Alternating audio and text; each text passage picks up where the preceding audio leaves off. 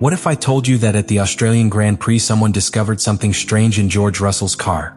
Something that cannot be seen with the naked eye, something that does not appear in the photos of the car? But that could explain why the Mercedes accelerates differently than the rest. Because that's exactly what happened when Lewis Hamilton, now in the Ferrari garage, watched the telemetry screens after the race. What he saw left him completely shocked. The Mercedes seemed to deploy its electric power in a way that no other car on the grid was doing. We are not talking about an illegal spoiler, nor a piece hidden in the bodywork. We are talking about something much more difficult to detect. A possible trick in the management of the hybrid system and electrical energy that could be pushing the regulations to the limit. And from that moment the paddock began to ask itself a disturbing question. Did Hamilton discover the real secret of Russell's Mercedes? Or are we facing the most intelligent technical innovation of the season? The Australian Grand Prix not only marked the start of the 2025 Formula One season, it also left the first big technical story that is shaking the paddock. As happens every year in the first race, all the teams arrive with evolutions, new ideas and technical solutions that they have developed for months in secret. But in Melbourne something happened that few expected. George Russell's Mercedes began to behave differently from the rest of the cars, especially when coming out of the corners and launching into the long straights of the Albert Park circuit. The strange thing was not only the speed of the Mercedes, but the way in which it delivered power. To understand why this is so important, we must remember how the hybrid system of a Formula One car works. The engine does not depend solely on the combustion engine, but is accompanied by a complex electrical system known as ERS. Within this system is the MGUK, a generator that recovers energy during braking and then returns it in the form of extra power when the pilot accelerates. However, FIA regulations set very strict limits on how much energy can be deployed and for how long it can be used in each lap. That means that, in theory, all cars should show relatively similar patterns of electric power delivery. But in Australia it seemed like the Mercedes was playing with those limits in a different way. According to various technical analyses that began to circulate in the paddock, Russell's car showed a longer power delivery on the straights, as if the hybrid system was optimized to maintain electric thrust for longer without exceeding the limits allowed by the FIA. It wasn't a huge advantage at first glance, but in a sport where differences are measured in thousandths of a second, even a small improvement in acceleration can translate into several tenths per lap. The interesting thing about this whole situation is that there is no visible piece that explains this advantage. It is not a new spoiler, nor a special diffuser, nor a revolutionary suspension. Everything points to something much more difficult to detect, an extremely sophisticated combination of engine mapping, battery management and thermal control of the hybrid system. In other words, the secret could be hidden in the software and the way Mercedes manages the car's energy during each phase of the lap. This possibility began to generate a huge debate within the paddock. Some analysts began to talk about a possible electric loophole, a creative interpretation of the regulation that would allow energy to be deployed more efficiently without violating the rules. Others suggest that the real trick could be related to the system's thermal management, that is, the car's ability to keep temperatures under control while using the electrical system at full capacity for longer. If Mercedes has found a way to balance those factors, then it could have discovered a technical advantage that is extremely difficult for other teams to copy. What makes this story even more interesting is that the FIA has already turned its attention to the matter. After the Australian Grand Prix, Russell's car underwent additional technical checks to ensure everything was within the regulations. No clear irregularities have been found so far, and some leaked reports even describe Mercedes' solution as legal but revolutionary. That means that, at least for now, the German team seems to have found a brilliant way to maximize the performance of its hybrid system without breaking the rules. But if the history of Formula One has taught us anything, it is that when a team finds a significant technical advantage, the rest of the paddock does not take long to react. And right now all eyes are on Mercedes, trying to figure out exactly what they've done with Russell's car.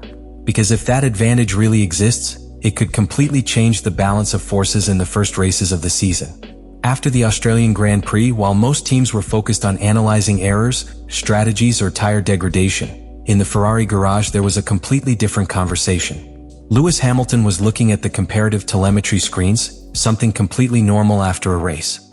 Data from different cars are superimposed on these graphs. Speed, acceleration, energy deployment, electrical recovery and engine behavior in each meter of the circuit. For an average driver these data may seem complex, but for someone with more than 15 years in Formula One, those graphs tell a very clear story. And it was precisely there that Hamilton detected something that surprised him. When the acceleration of George Russell's Mercedes was compared to that of Ferrari and Red Bull, a strange pattern appeared on the long straights. Instead of showing the typical peak of electric thrust followed by a somewhat normal progressive drop when the hybrid system reaches its power delivery limit, the Mercedes seemed to maintain that momentum for longer. It was not a brutal jump in top speed, but rather a continuity in power delivery that did not fit with what is normally seen in the MGUK data. To understand why this attracted so much attention, we must remember how energy deployment works in a Formula One car. The hybrid system allows a limited amount of electrical power to be released during the lap, and teams normally use it at very specific points on the circuit: corner exits, acceleration zones, and key overtaking moments. That energy is consumed quickly and then the system needs to recover it during braking. Therefore, when you look at the telemetry of different cars, the pattern is usually quite similar between all the teams. However, the Mercedes seemed to break that pattern. In the comparative graphs, Russell's car showed a more sustained acceleration on certain straights, as if the electrical system continued pushing when in theory it should be reducing its contribution. This was what led Hamilton to point directly at the screen while speaking to Ferrari engineers. According to the analyses that began to circulate later, the Briton commented that Mercedes was probably doing something with the harvest of the MGUK, that is, with the way in which the car recovers and redistributes electrical energy during the lap. That detail immediately set off alarm bells within the Italian team, because if Mercedes had found a more efficient way to manage energy recovery and deployment, that meant they could use the electrical system for longer without violating the limits imposed by the FIA. In other words, the trick would not be to release more energy than allowed, but to manage it better during the lap so that the driver has electric thrust at times where other cars have already exhausted that advantage. But there is another element that could explain how Mercedes is achieving this: thermal management. The hybrid system in a Formula One car generates enormous amounts of heat when used to its maximum. If temperatures rise too high, the engine software must reduce electrical deployment to prevent component damage. Some analysts believe that Mercedes has developed an extremely advanced thermal control system that allows the electrical system to be kept within its ideal temperature window for longer. If that's true, then the car could sustain electric thrust during phases of the lap where other teams are forced to reduce it. These types of technical solutions are especially difficult to detect because they do not depend on a visible part. There is no component that rivals can easily photograph or copy. It all happens within the software, in the engine maps, and in the way the car manages every joule of energy that passes through the battery. That is why many within the paddock began to describe it as a possible electric loophole, or even a thermal loophole. An extremely clever interpretation of the regulations that allows performance to be maximized without crossing the line of illegality. As the hours passed after the Australian Grand Prix, what began as a simple technical curiosity began to become one of the most talked about topics within the paddock. Engineers, analysts, and rival teams began to review every available data on George Russell's Mercedes with a magnifying glass. Because when a car shows different behavior on the track, especially in something as sensitive as power delivery, everyone knows that an important technical advantage could be hiding behind it. And in modern Formula One, where every thousandth counts, such an advantage can completely change the balance of forces in the championship. However, the most surprising thing about this whole case is that, despite the attention it has generated, so far there is no evidence that Mercedes has violated the regulations. In fact, after the Australian Grand Prix, the car underwent additional technical reviews by the FIA. The stewards especially analyzed the behavior of the hybrid system, the deployment of electrical energy, and the engine maps used during the race. But after these reviews, no clear irregularities emerged, leading several technical reports to describe the team's solution as legal, albeit potentially revolutionary. This type of situation is not new in the history of Formula One. Over the decades, many teams have found advantages by exploiting gray areas of the regulations.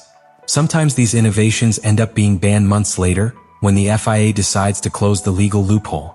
But other times they simply become a new technical reference that all the other teams try to copy. And that's exactly what could be happening now with Mercedes. Because if the secret of Russell's car is really in the way it manages the electrical energy and temperatures of the hybrid system, then we are talking about something extremely complex to replicate. It is not about copying a visible aerodynamic part or a different suspension.